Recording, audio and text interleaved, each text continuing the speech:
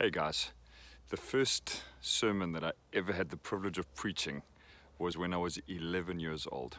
And how it came about is I was at a Christian school, and all the Christian schools around the country were getting together for this convention, and there were all these categories of competition, and one of them was a preaching category.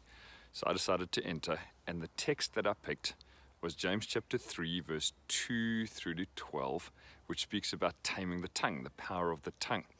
And the pastor of our church was very kind and gave me an opportunity to preach my little 3-minute sermon on taming the tongue to our entire congregation. I was terrified. And yet that verse, this chapter that we're in at the moment, James 3, has stuck in my mind from that time till now as such a powerful and challenging verse, because it says that our tongue can determine the direction of our lives. That's implication. It also says that if we could control our tongues, we could control the direction of our lives.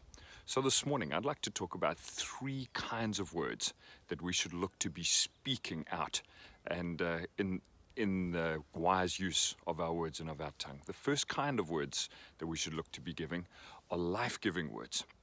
Proverbs chapter 18 says this: the tongue has the power of life and death.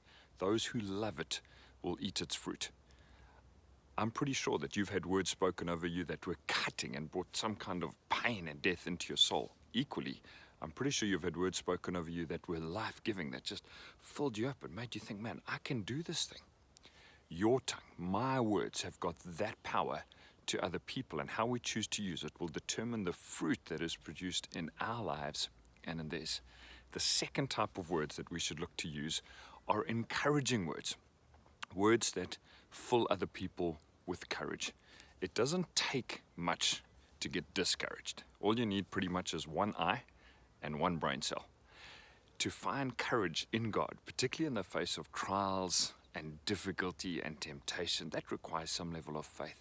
So words of courage, words that encourage others, that tell them you're doing a great job. Thank you for all that you're doing.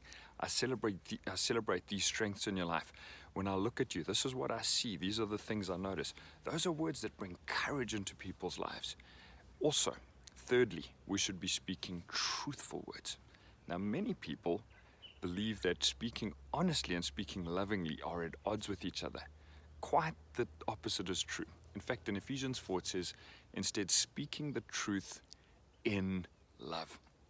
And when you and I speak honestly, then we never need to try and cover our tracks. We always know that what we said was the truth, and we don't need to ever go and cover up tracks through kind of half-truths and deception and lying. So, from James 3 today, we are challenged that our tongue has great power, and how we use it has a great impact on our lives. So let's use our words today to be life-giving, to be encouraging, and to be honest. God bless.